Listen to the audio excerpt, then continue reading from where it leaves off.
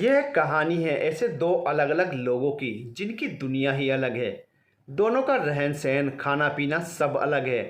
Profession भी अलग है। एक आग है तो दूसरा पानी। एक डॉक्टर है तो दूसरा आईपीएस। दोस्तों, ये कहानी है मुंबई के मोस्ट फेमस डॉक्टर अरमान कपूर की, जिनको मेडिकल फील्ड में किसी भगवान से कम नहीं माना जाता है, क्योंकि इनके द्वारा की हुई सर्जरी हमेशा सक्सेसफुल होती है। और दूसरी तरफ है आईपीएस ऑफिसर तपस्या सिंह, जिसके रौबदार व्यक्तित्व के आगे अच्छे अच्छों के पसीने छूट जाते हैं, क्योंकि वो बड़े बड़े गुंडों की भी खटिया खड़ी कर देती है। उसकी गरजदार आवाज़ सुनकर गुंडे थर थर काँपने लगते हैं। Mumbai Kapoor and sons hospital. वहाँ पर एक एम्बुलेंस आकर रुकती है और कुछ वार्ड बॉयज़ एक आदमी को स्ट्रेचर पर लेटाकर अंदर ले जाने लगते हैं। ठीक तभी वहाँ पर आईपीएस की कार आकर रुकती है। उसमें से एक लड़की उतरती है जिसने वर्दी पहनी हुई थी। चेहरा पूरा गुस्से से भरा हुआ था। उसके नेम प्लेट पर एसीपी तपस्या सिंह लिखा हुआ था। वो लड़की भी अंदर गई। हॉस्पिटल के इमरजेंसी डिपार्टमेंट में उस आदमी को लाया गया, जिसे देखकर ऐसा लग रहा था जैसे उसको बहुत मारा पीटा गया हो। वह एकदम लहूलुहान हालत में था। बेचारे को होश ही नहीं थी। वार्ड बॉय, इसकी हालत तो बहुत ख़राब है, जल्दी से डॉक्टर अरमान कपूर को बुलाओ। इनकी क्रिटिकल कंडीशन को डॉक्टर अरमान कपूर ही संभाल सकते हैं। तपस्या, कोई है इस हॉस्पिटल में या फिर ऐसे ही पड़ा रहता है? कोई इंतज़ाम तो नहीं लगता किसी पेशेंट के लिए? तपस्या गुस्से में और चिल्लाकर बोली कि सब लोग डर गए। वार्ड बॉय, मैम शांति रखिए, हमने डॉक्टर अरमान को बुलाया है, वो आते ही होंगे, लेकिन इनकी हालत बहुत गंभीर लग रही है। तपस्या, इसका इलाज मुझे जल्द से जल्द चाहिए, और याद रहे यह मरना बिल्कुल नहीं चाहिए। तपस्या ने अपनी गरजदार आवाज़ में धमकी भरे अल्फाज में कहा। तभी वहाँ एक हैंडसम सा डॉक्टर आता है, आंखों पर चश्मा लगाए हुए, जिसका व्यक्तित्व ऐसा है कि कोई भी लड़की इस पर फ्लैट हो जाए। यह कोई और नहीं बल्कि अरमान कपूर है। अरमान, यह क्या लगा रखा है? और मैडम, आप क्यों इतना चिल्ला रही हैं? यह आपका पुलिस स्टेशन नहीं, हॉस्पिटल है। यहाँ शांति बनाकर रखिए। तपस्या, देख डॉक्टर, मैं यहाँ पर तेरा लेक्चर सुनने को नहीं आई हूँ। जो करवाने आई हूँ चुपचाप कर, इसी में तेरी भलाई है। बात आई समझ? अरमान, यह हॉस्पिटल है मैडम, यहाँ पर इलाज कराया जाता है, आपकी तरह धमकी नहीं दी जाती। और ख़ुद को क्या समझती हैं आप? एक वर्दी क्या पहन ली, एटीट्यूड आ गया। और यह मत भूलिए, यह मेरा हॉस्पिटल है अरमान कपूर का, इसलिए शांति से काम लीजिए। और यहाँ पर और भी बहुत सारे पेशेंट हैं, समझी? इस तरह तो आप सबको परेशान कर रही हैं। तपस्या, मैंने तुझसे नहीं पूछा कि मुझे क्या करना क्या नहीं, इसलिए एक डॉक्टर होने के नाते इसका जल्द से जल्द इलाज करो। अगर इसको कुछ भी हुआ तो सोच लीजिए, तुम्हारा वो हाल होगा कि तुम्हारा इलाज इस हॉस्पिटल में भी नहीं हो पाएगा। इसलिए जितना कहा है उतना करो, वरना तुम्हारा इलाज इस हॉस्पिटल में मुश्किल ही हो पाएगा। डॉक्टर अरमान। अरमान, आप मुझे मेरे ही हॉस्पिटल में धमकी दे रही हैं, इसका क्या अंजाम हो सकता है आप मुझसे ज़्यादा अच्छे से जानती हैं। तपस्या, अब तुम अपनी तारीफों के पुल बांधना छोड़ो और इलाज शुरू करो। डॉक्टर, वरना देख डॉक्टर, अगर आईपीएस तपस्या सिंह अपने असली रूप में आ गई ना, तो तुम तो क्या, तुम्हारे ख़ानदान का एक आदमी तक नहीं बचेगा। इसलिए बोल रही हूँ, टाइम वेस्ट कम करो और इलाज करो। अरमान गुस्से से एक नज़र उसको देखता है, फिर आदमी को देखता है। अरमान, फ़िलहाल इसका इलाज मेरे लिए तुम्हारी बकवास से ज़्यादा ज़रूरी है। फिर तुम्हारे इस भड़के हुए दिमाग का इलाज तो मैं ही करूँगा। मिस तपस्या। दोनों एक दूसरे की आंखों में देख रहे थे। उस आईपीएस ने डॉक्टर की आंखों में आंखें डाल उसके ही हॉस्पिटल में धमकी दे डाली। फिलहाल डॉक्टर के लिए पेशेंट ज़्यादा ज़रूरी था, इसलिए जल्दी निगाह उस पेशेंट पर डाली जो बेचारा अधमरी हालत में तड़प रहा था। उस आदमी को एडमिट कर लिया गया और उसका इलाज शुरू हो गया। तपस्या ने अपना हाथ गुस्से में दीवार पर दे मारा। तपस्या, एक तो पहले ही मेरा मूड ऑफ था, ऊपर से ये चश्मिश डॉक्टर समझता क्या है खुद को। आईपीएस तपस्या से ऐसे बात करेगा। इस चश्मिश से मैं खैर बाद में निपटूंगी। तभी तपस्या का फ़ोन बजता है। देखती है कमिश्नर का कॉल था। वह तुरंत फ़ोन उठा लेती है। तपस्या, जय हिंद सर। कमिश्नर, यह मैं क्या सुन रहा हूँ ऑफिसर तपस्या, कि तुमने उस आदमी को इतना टॉर्चर किया कि उसको हॉस्पिटल ले जाने की नौबत आ गई। तपस्या, क्या करती सर, मुझे उस पर गुस्सा आ रहा था और मन कर रहा था कि इसको मैं जान से मार दूं, लेकिन नहीं, इतनी आसान मौत उसको नहीं मिलने वाली। उसको मैं तड़पा तड़पा कर मारूंगी। तपस्या ने गुस्से में कहा। कमिश्नर, पिछले 2 साल से हम साथ में काम कर रहे हैं तपस्या, लेकिन तुम्हारा गुस्सा अभी तक कम नहीं हुआ। जानती हो ना, तुम्हारा गुस्सा ही तुम्हारा सबसे बड़ा दुश्मन है। और रही बात उसको सज़ा देने की, तो सज़ा उसको कानून देगा, ना कि तुम। और तुम एक आईपीएस हो तपस्या, ये बात तुम भूल जाती हो और मुझे बार बार याद दिलाना पड़ता है। तुम्हें अपना मकसद याद है ना? तुमने पुलिस फोर्स क्यों ज्वाइन की थी? अगर ऐसा ही रहा तो वो दिन दूर नहीं जब तुम्हें सस्पेंड कर दिया जाएगा। तब मैं भी चाहकर कुछ नहीं कर पाऊंगा। फिर तुम हाथ पर हाथ धरे बैठी रहना। पुलिस फोर्स ज्वाइन करने का तुम्हारा मकसद में फेल हो जाएगा। अगर ये तुम्हारा गुस्सा कम ना हुआ तो इसलिए समझा रहा हूँ, अपने गुस्से को अपनी कमज़ोरी मत बनने दो। तपस्या, सॉरी सर, लेकिन उस आदमी ने एक मासूम बच्ची के साथ गलत करके उसको बुरी तरह से जलाकर मार डाला। वह इंसान नहीं, एक दरिंदा है जो ऐसा घिनौना काम करते हुए उसको शर्म नहीं आई, उसकी रूह नहीं कांपी। इसलिए मैंने उसके साथ जो किया वो भी बहुत कम था। जानती हूँ गुस्से में किया, लेकिन मुझे अपने किए पर बिल्कुल भी अफसोस नहीं है। इस नीच दुष्कर्म के लिए उसको जितना टॉर्चर किया जाए उतना ही कम है।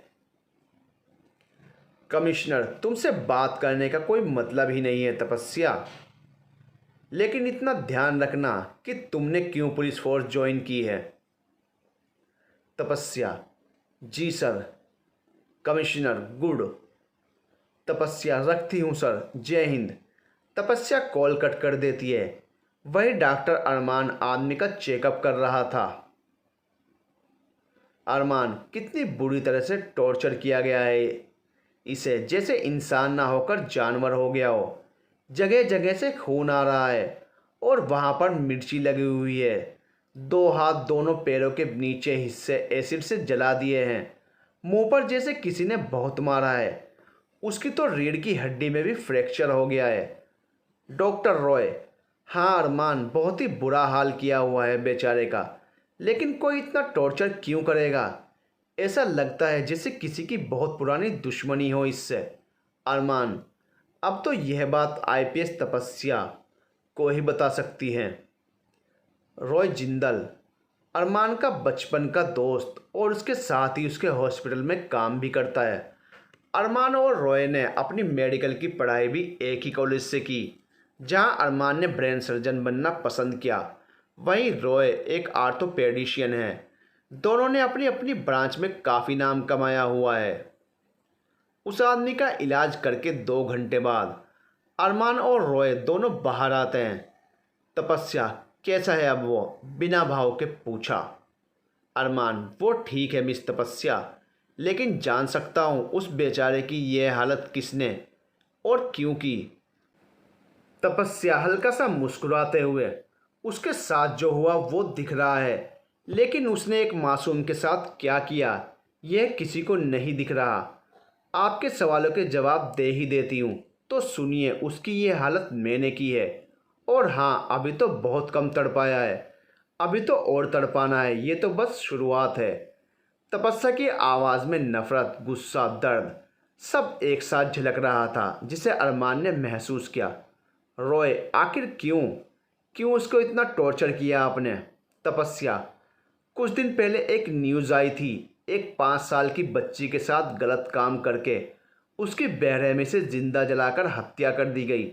सोचो, सिर्फ एक 5 साल की फूल सी मासूम बच्ची, वो कोई और नहीं, वही है जिसका आपने इलाज किया।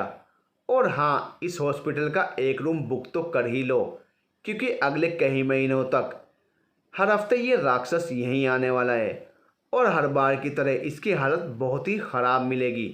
हर बार पहले से ज़्यादा बदतर, क्योंकि मैंने कहा था ना कि ये तो बस शुरुआत है।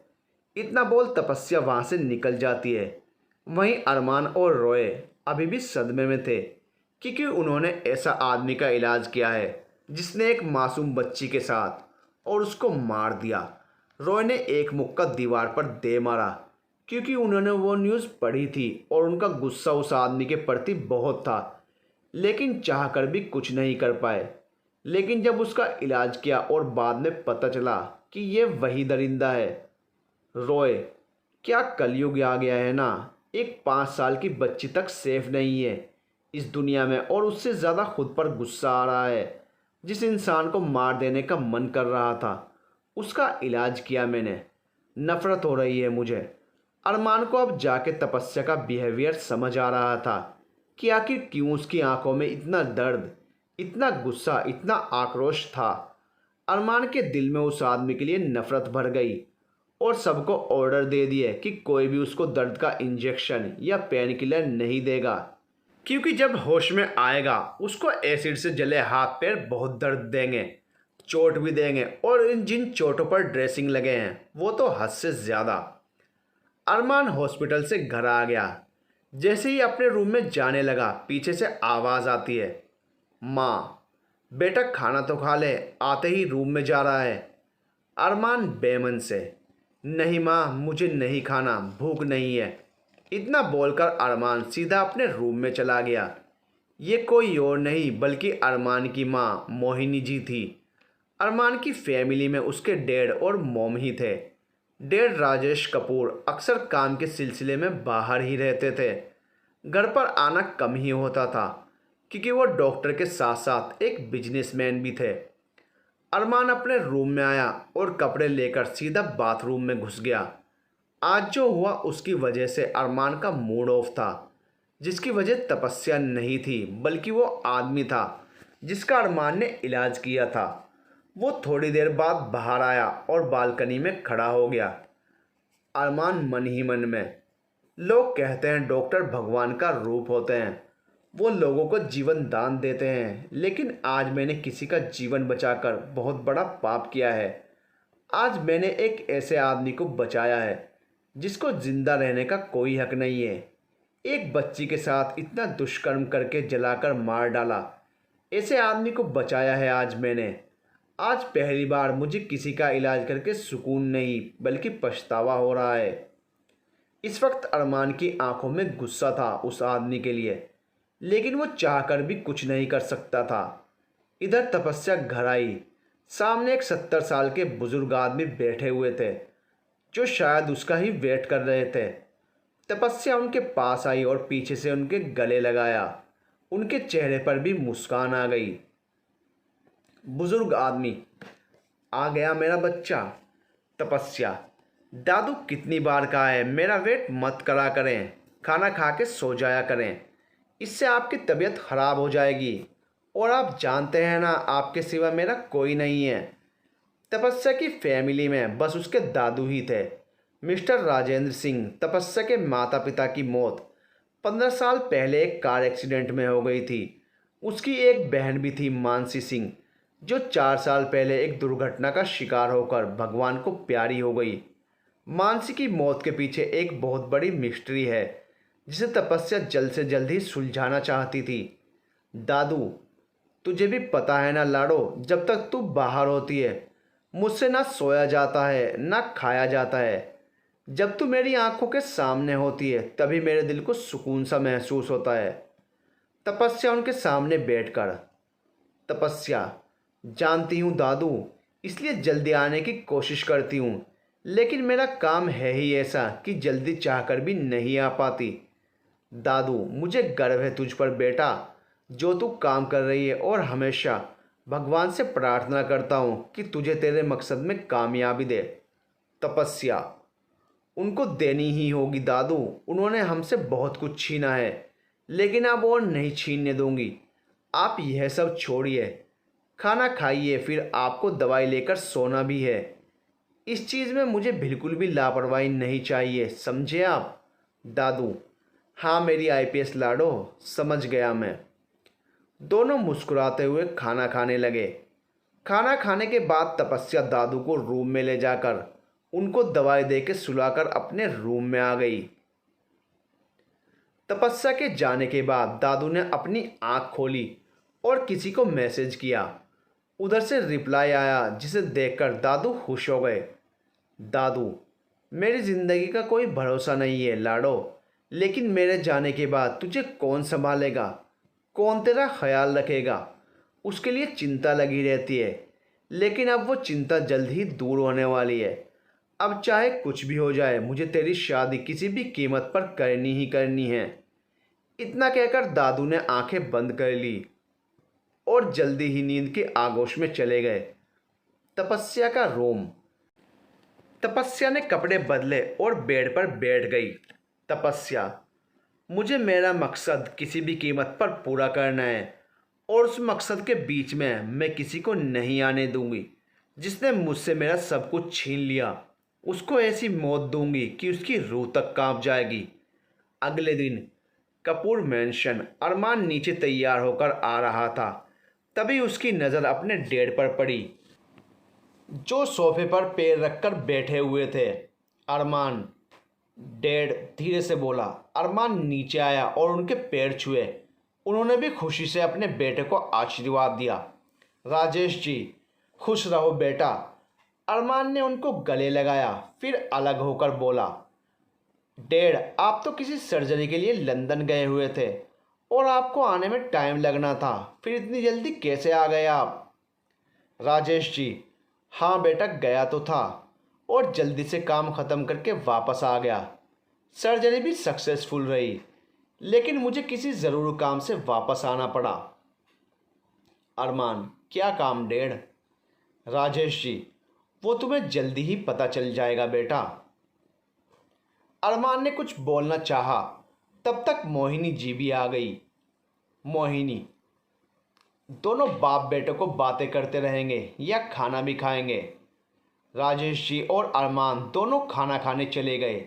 राजेश जी खाना खाने के बाद बाहर चले गए, जिस काम के लिए आए थे उसके लिए। वहीं अरमान भी हॉस्पिटल आ गया। आते ही वो रॉय के केबिन में गया, जो कि सिर पर हाथ रखे बैठा था। अरमान: क्या बात है, परेशान लग रहा है, तबीयत सही है ना? रॉय: सही तो हूँ यार, बस अभी अभी एक सर्जरी की है, उसकी थकान है, और दूसरा उस आदमी के बारे में सोच रहा था। अरमान सामने वाली कुर्सी पर बैठ जाता है। अरमान: देख, यह काम पुलिस का है तो उनको उनका काम करने दो। हमारा काम है मरीज को बचाना और उसका ट्रीटमेंट करना, चाहे सामने वाला कितना ही घटिया क्यों ना हो। और आईपीएस तपस्या ने भी कहा है, वो खुद है देख लेगी, हमें बस अपना काम करना है। रॉय: समझ गए यार, फिर भी उस दरिंदे को देखते ही खून कर देने का मन करता है। अरमान उसके कंधे पर हाथ रखता है। रिलैक्स यार। रॉय: अब तो आ गया है तो मैं फ्री हूँ, अब मैं जा सकता हूँ ना अपनी गर्लफ्रेंड के साथ डेट पर? कब से बोल रही है बेचारी मिलने के लिए, लेकिन उसको टाइम ही नहीं दे पा रहा। तू संभाल लेगा ना? अरमान: पहले क्यों नहीं बताया? जितना प्रोफेशन ज़रूरी है उतना ही पर्सनल लाइफ भी ज़रूरी है हम लोगों के लिए। तू तान्या के साथ डेट पर जा, मैं हूँ यहाँ सब संभालने के लिए। रॉय खड़ा होकर अरमान के पास आया और अरमान भी खड़ा हो गया। रॉय गले लगाकर: थैंक्स ब्रो, अगर तू नहीं होता तो पता नहीं मैं कैसे संभालता। अरमान ने उसकी पीठ सहलाई और रॉय वहाँ से चला गया। वहीं अरमान भी उस आदमी के रूम में गया। दूसरी तरफ सिंह हाउस। तपस्या सुबह सुबह ही अपनी ड्यूटी के लिए निकल गई थी। वहीं दादाजी के पास एक आदमी बैठा हुआ था। दोनों चाय पी रहे थे। आदमी: अंकल, आपने मुझे इतनी जल्दी किस लिए बुलाया है? आखिर क्या बात है? दादाजी: देख राजेश, तू भी जानता है कि तेरे डैड मेरा बहुत अच्छा दोस्त था और उसने वादा किया था कि उसके पोते की शादी मेरी पोती से ही होगी, और तूने भी मेरे बेटे से वादा किया था। राजेश जी, मैं अच्छे से जानता हूँ और मुझे याद भी है अंकल, और मैं जल्दी ही इस बारे में अरमान से बात भी करने वाला था, लेकिन आपने जल्दी से मुझे बुलाया, मुझे समझ नहीं आया। दादाजी, मुझे नहीं पता कि मेरी ज़िंदगी कितने दिनों की है, पर मैं कितने दिनों का मेहमान हूँ। पता नहीं कब तपस्या की दादी का बुलावा आ जाए और मुझे जाना पड़े। मैं चाहता हूँ मेरे जाने के बाद मेरी बच्ची अकेली ना हो, उसके साथ कोई हो जो हर कदम पर उसका हाथ पकड़े रखे, ज़रूरत पड़े तो उसको संभाले। इसलिए मैं यह शादी जल्दी से जल्दी करवाना चाहता हूँ। राजेश जी, आप ऐसा क्यों कह रहे हैं अंकल? आपको कुछ नहीं होगा इतनी जल्दी, और आप तपस्या को अकेली क्यों समझते हैं? हम सब हैं ना। दादाजी, नहीं राजेश बेटा, तुम समझ नहीं रहे हो। तुम जानते हो ना, तपस्या से पहले मेरी एक और पोती थी, जानवी सिंह। राजेश जी, जी मैं जानता हूँ। दादाजी, उसकी मौत एक्सीडेंट में नहीं हुई थी, बल्कि मेरी बच्ची का रेप करके मारा गया था। दादाजी की बात सुनकर राजेश जी चौंक गए। राजेश जी, क्या रेप करके? दादाजी, हाँ बेटा, आज तक उसके आरोपी बाहर घूम रहे हैं। बड़े अमीर बाप की औलाद होने की वजह से बच गए, और अपनी बड़ी बहन का बदला लेने के लिए ही तपस्या ने आईपीएस की नौकरी पास की, और आज बस उसका एक ही मकसद है, अपनी बहन के आरोपी को तड़पा तड़पा कर मारने का। आज भी किसी का रेप होता है तो वो उसको तड़पा तड़पा कर मारती है। आज उसका गुस्सा उसका सबसे बड़ा दुश्मन बन गया है। मैं भी ठहरा एक हार्ट पेशेंट, इसलिए कह रहा हूँ बेटा, अरमान और तपस्या की शादी अब जल्द से जल्द हो जानी चाहिए। राजेश जी, जी आप फिक्र मत करिए अंकल, मैं आज जाते ही अरमान से बात करूँगा, और आप बेफिक्र रहिए, अरमान कभी भी मेरी बात नहीं टालेगा। दादाजी, मैं भी तपस्या से बात करूँगा, किसी भी कीमत पर उसको मना ही लूँगा। राजेश जी वहाँ से चले जाते हैं। Police station. तपस्या अपने कैबिन में बैठी हुई थी, वर्दी पहनी हुई थी, बालों का जूड़ा बना रखा था, केप साइड में रखी हुई थी, आंखों में गुस्सा था, चेहरे पर किसी के लिए बेपनाह नफरत थी, जो शायद उसको मारने के बाद ही ख़त्म होने वाली थी। लैपटॉप ऑन कर रखा था, हाथ में पेन था और कान में ब्लूटूथ। तपस्या, कुछ पता चला? फ़ोन के दूसरी तरफ से, जी मैम, हमें उनके खिलाफ एक बहुत बड़ा सबूत मिला है, जिससे यह साबित हो जाएगा कि वो ही गुनहगार है, और एक बार मीडिया में उनके गुनाह बाहर आ गए तो वो लोग चाहकर भी नहीं बच पाएंगे। तपस्या ने सुकून से आंखें बंद की और गहरी सांस लेके छोड़ी। तपस्या, गुड वर्क निखिल, मुझे तुमसे यही उम्मीद थी, और तुम मेरी उम्मीद पूरी तरह से खरे उतरे हो। और हाँ, इस वक्त तुम जहाँ भी हो, तुम मेरे पास वो प्रूफ लेकर आओ, और याद रहे किसी को भनक तक नहीं लगनी चाहिए, वरना तुम्हारी जान को खतरा हो सकता है। निखिल, जी मैम, मैं जल्द से जल्द आपके पास आ रहा हूँ। तपस्या ने ब्लूटूथ से फ़ोन डिस्कनेक्ट किया और पेन साइड में रख अपने दोनों हाथ की मुट्ठी बनाकर अपने माथे से लगा ली।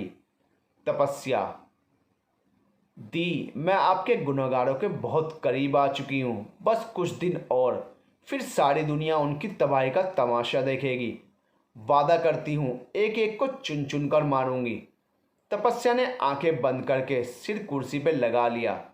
उधर रॉय किसी लड़की के साथ रेस्टोरेंट में आया हुआ था, और वो कोई और नहीं, रॉय की गर्लफ्रेंड थी, वानिया राठौर। दोनों कॉलेज के टाइम से एक दूसरे को डेट कर रहे थे।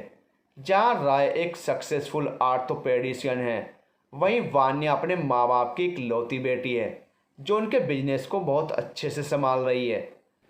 दोनों कॉफ़ी पी रहे थे, वहीं वान्या को रॉय कुछ परेशान सा लगा। क्या हुआ, सब ठीक है ना? तुम परेशान लग रहे हो। वान्या ने रॉय के हाथ पर हाथ रखे उससे पूछा। हाँ मैं ठीक हूँ, लेकिन मैं चाहकर भी नहीं भूल पा रहा हूँ।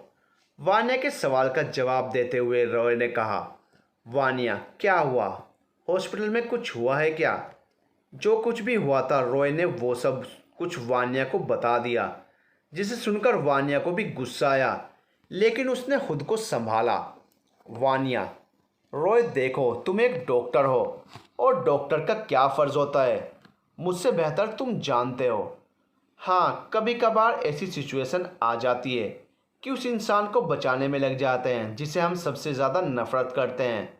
लेकिन तुम मत भूलो कि तुम एक डॉक्टर हो और डॉक्टर को भगवान का दूसरा रूप माना जाता है। एक डॉक्टर किसी को ज़िंदगी देने के लिए जान लगा देता है, चाहे सामने कोई भी क्यों ना हो। मेरी बात हमेशा याद रखना, तुम एक डॉक्टर हो रॉय, और सामने कौन है यह नहीं देखना, बल्कि यह देखना कि वो तुम्हारा पेशेंट है और तुम्हें उसका इलाज करना ही करना है। और रही बात उस आदमी की, तो मैं जहाँ तक आईपीएस तपस्या को जानती हूँ वो उस आदमी को तिल तिल मारने वाली है, तो तुम उसकी फिक्र मत करो। रॉय उसको देख मुस्कुराया और उसके हाथ को अपने हाथ में लेके चूम लिया। रॉय, थैंक यू वानिया, मुझे समझाने के लिए। एक तुम ही हो जो मुझे अच्छे से समझा सकती हो। वानिया कुछ नहीं बोली, बस मुस्कुरा दी। वानिया, अपनी स्पेशल जगह चलें? रॉय, हाँ हाँ चलो। रॉय और वानिया दोनों खड़े हो गए, बिल पे पढ़ के निकल जाते हैं। हॉस्पिटल में अरमान एक इमरजेंसी सर्जरी करके बाहर आया ही था कि उसका फ़ोन बजने लगा। अरमान ने जल्दी से फ़ोन उठाया। अरमान, हाँ डैड बोलिए। राजेश जी, बेटा मुझे तुमसे ज़रूरी बात करनी है, तुम अभी के अभी घर आ जाओ। अरमान, क्या बात है डैड, सब ठीक है ना? और आप तो जानते हैं मुझे यहाँ कितना काम है, मैं शाम में आकर बात करूँ आपसे। राजेश जी, बेटा मेरी बात समझ, और काम करने के लिए पूरी ज़िंदगी पड़ी है, इसलिए हाफ डे की छुट्टी लो और अपना काम किसी और को देकर घर आ जाओ। अरमान, जी डैड, मैं आधे घंटे में आया। इतना कहकर अरमान ने फ़ोन कट कर दिया। अरमान, क्या अर्जेंट हो सकता है, क्यों बुलाया होगा? अब तो घर जाके ही पता चलेगा। अरमान ने अपना कोट उठाया, साथ में फ़ोन और कार की चाबी भी, और किसी को बोल के हॉस्पिटल से निकल गया। Police station. तपस्या अपना सिर कुर्सी से लगाकर बैठी हुई थी और आंखें बंद किए हुई थी। तपस्या, बस कुछ दिन और मिस्टर जे मल्होत्रा, उसके बाद तुम्हारी बर्बादी शुरू। तुमने जितना मेरी बहन को तड़पा तड़पा के मारा था उससे कहीं ज़्यादा अब तुम्हें दर्द मिलने वाला है, और तुम कोसोगे उस दिन को जिस दिन तुम पैदा हुए थे। तपस्या ने अपने आप से कहा। उसकी आवाज़ में दर्द, नफरत, गुस्सा सब कुछ महसूस किया जा सकता था। दूसरी साइड एक बहुत बड़ी बिल्डिंग थी और उसके सामने मल्होत्रा इंडस्ट्री लिखा हुआ था। बिल्डिंग की छत पर एक आदमी हाथ में ड्रिंक का गिलास लिए और आंखों में सनग्लासेस लगाए एक पैर छत की रेलिंग पर रखा हुआ था और बहुत एटीट्यूड और स्टाइल के साथ पूरे शहर को देख रहा था। उसके चेहरे पर एक सुकून और शैतानी स्माइल थी। आदमी, तुम्हें क्या लगता है आईपीएस तपस्या सिंह, तुम इतनी आसानी से जय मल्होत्रा तक पहुंच जाओगी? अगर ऐसा लगता है तो बहुत बड़ी गलतफहमी है तुम्हें। तुम अभी जानती ही कहाँ हो जय मल्होत्रा को, वो कितना बड़ा कमीना है, यह तुम्हें जल्दी ही पता चल जाएगा। तुमने मुझसे पंगा लेके बहुत बड़ी गलती कर दी आईपीएस तपस्या। अब बस यह दुआ करना कि जो तुम्हारी बहन के साथ हुआ वो कहीं तुम्हारे साथ ना हो जाए, और फिर भी तुम्हारा यह कानून जय मल्होत्रा का कुछ नहीं कर पाएगा। उसने वो ड्रिंक का गिलास एक झटके में पिया और वहीं गिरा दिया और किसी को फ़ोन किया। जय, किसी भी हालत में वो निखिल आईपीएस तपस्या तक नहीं पहुंचना चाहिए, वरना तुम्हारे साथ आगे जो होगा उसके जिम्मेदार सिर्फ और सिर्फ तुम होंगे। इतना कह जय ने फ़ोन कट कर दिया। अब चलो जय मल्होत्रा का परिचय दे देते हैं। यह है कहानी के मुख्य विलेन जय मल्होत्रा, विनय मल्होत्रा का बेटा। उम्र 26 साल, बचपन में ही माँ की डेथ हो गई थी। एक बहन है जिसका नाम है सिद्धि। मल्होत्रा अपने डैड और बहन से बहुत प्यार करता है। वही विनय राजनीति में है और बड़े बड़े मंत्री के साथ उठना बैठना है। वहीं जय मल्होत्रा एक बहुत जाना माना बिजनेसमैन है, साथ साथ में काला धंधा भी करता है। जिसकी खबर आज तक किसी को नहीं। जय मल्होत्रा एक गहरी सांस छोड़कर नीचे चला जाता है। दूसरी साइड सुनसान जगह। निखिल, जो कि देखने में ठीक ठाक ही था, बाल बिखरे हुए थे, शरीर से पसीना आ रहा था, वो किसी आदमी के साथ खड़ा था। फिर जल्दी से वहाँ से निकल जाता है और कार में बैठकर ड्राइव करने लगता है। निखिल, आज किसी भी तरह से वो सबूत जो जय मल्होत्रा के काले कारनामों को सबके सामने खोलकर रख देगा, वो आज किसी भी कीमत पर तपस्या मैडम तक पहुंचा ही दूंगा, चाहे उसके लिए मुझे अपनी जान ही क्यों ना देनी पड़े।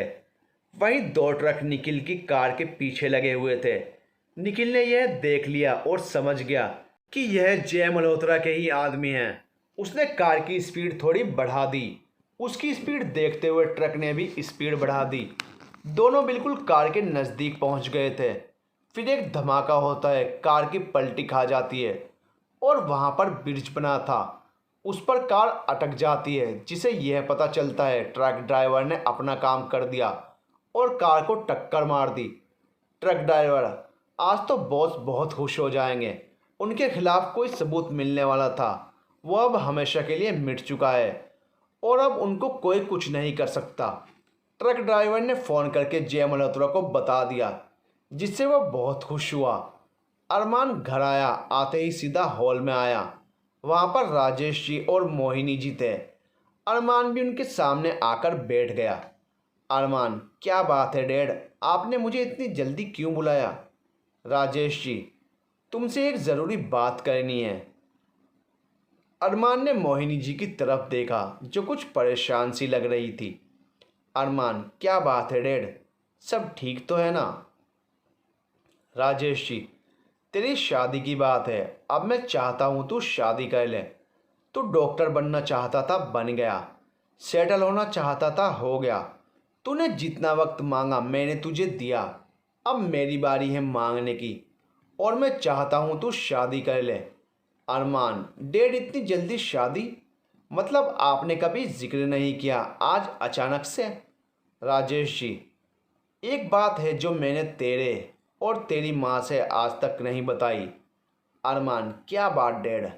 राजेश जी, मेरा एक दोस्त था आनंद सिंह। हमने डिसाइड किया था जब उनकी बेटी और मेरा बेटा बड़े हो जाएंगे तो दोनों की शादी कर देंगे, और यही मर्जी तेरे दादाजी की और उसके दादाजी की भी थी। इतना सुनने के बाद अरमान शॉक्ड में चला गया। अरमान, क्या आपने मेरा रिश्ता बचपन में ही तय कर दिया था और मुझे पता तक नहीं था? एटलीस्ट मुझे बताना तो चाहिए था, लेकिन नहीं बताया आप लोगों ने। और इस बीच मुझे किसी और से प्यार हो जाता तो क्या करते आप? राजेश जी, हुआ तो नहीं ना। मुझे अपने बेटे पर पूरा भरोसा है कि वो मेरा भरोसा कभी नहीं तोड़ेगा, और हुआ भी ऐसा ही। आज भी बेटा, मेरा भरोसा मत तोड़ना। जिस लड़की से तेरी शादी होने वाली है उसका उसके दादाजी के अलावा कोई और नहीं है, और उसके दादाजी भी आजकल बीमार रहते हैं। इसलिए मैं चाहता हूँ तुम दोनों की शादी जल्द से जल्द हो जाए। मोहिनी जी, हाँ अरमान बेटा, प्लीज़ मना मत करना, यह तेरे डैड की इज्जत का सवाल है। अरमान, ठीक है डैड, मैं तैयार हूँ, लेकिन उससे पहले मैं लड़की से मिलना चाहता हूँ। मोहिनी जी और राजेश जी खुश हो जाते हैं। राजेश जी, ठीक है बेटा, मैं कल ही उन दोनों को घर पर बुला लेता हूँ। अरमान को इस शादी में कोई इंटरेस्ट नहीं था, इसलिए ना लड़की का नाम पूछा ना कुछ और, इसलिए खड़ा होकर चुपचाप रूम में चला गया। वहीं राजेश जी ने फ़ोन करके दादाजी को बता दिया, जिसे वो बहुत खुश हुए। दूसरी साइड निखिल को कपूर हॉस्पिटल लाया गया और उसकी खबर तपस्या को भी हो गई थी, इसलिए वो वहीं आ गई अपनी टीम के साथ। तपस्या, अगले 2 घंटे में मुझे पूरी रिपोर्ट चाहिए। यह एक्सीडेंट किसने करवाया और कहाँ पर? इतना बोल तपस्या आकर बैठ गई। वहीं सारी टीम अपना काम करके इन्वेस्टिगेशन करने के लिए निकल गई। तपस्या आईसीयू के पास खड़ी हो गई और डॉक्टर के बाहर आने का इंतज़ार करने लगी। तपस्या, हो ना हो यह काम तुम्हारा ही है जय मल्होत्रा, बस एक बार तुम्हारी गर्दन मेरे हाथ में आ जाए। तो मैं तुम्हारा वो हाल करूँगी कि अगला जन्म लेने से भी डर जाओगे। तपस्या गुस्से से इधर उधर घूम रही थी। थोड़ी देर बाद डॉक्टर बाहर आए। वो कोई और ही डॉक्टर था। अरमान और रॉय दोनों हॉस्पिटल से बाहर थे। डॉक्टर, देखिए मैम, उनके पास बहुत कम टाइम है, आप उनसे जाकर मिल लीजिए, वो आपको कुछ बताना चाहते हैं। इतना सुनते ही तपस्या को निखिल के लिए बुरा लगा। आज उसकी वजह से, उसके जुनून की वजह से निखिल की जान जा रही है। तपस्या ने बस हूँ कहा और भारी कदमों से निखिल के पास गई। उसके पूरे चेहरे पर पट्टी बंधी हुई थी, हाथ पर ड्रिप थी, वो आखिरी सांसें ले रहा था, लेकिन जाने से पहले तपस्या को कुछ बताना चाहता था। तपस्या, कैसे हो निखिल?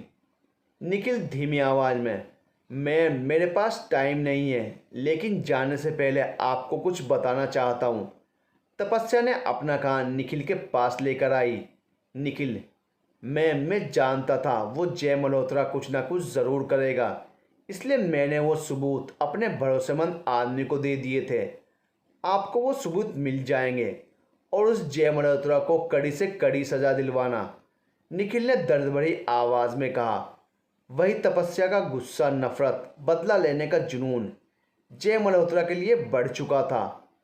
आपको उसका नंबर मेरे फ़ोन में मिल जाएगा, पहला उसका ही नंबर है। इतना कहते ही निखिल की सांसें उखड़ने लगी। तपस्या कुछ कर पाती इससे पहले निखिल अपना दम तोड़ चुका था। यह देख तपस्या की आंखें नम हो गई।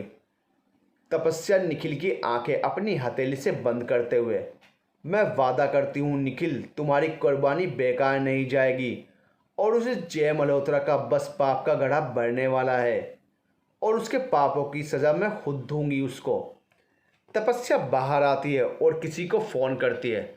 तपस्या, इंस्पेक्टर अनुज, मुझे किसी भी कीमत पर निखिल का फ़ोन चाहिए ही चाहिए और यह पता करने की कोशिश करो कि उसका सबसे भरोसेमंद आदमी कौन है और इस वक्त कहाँ पर है। और याद रहे, किसी भी तरह से यह बात बाहर नहीं आनी चाहिए।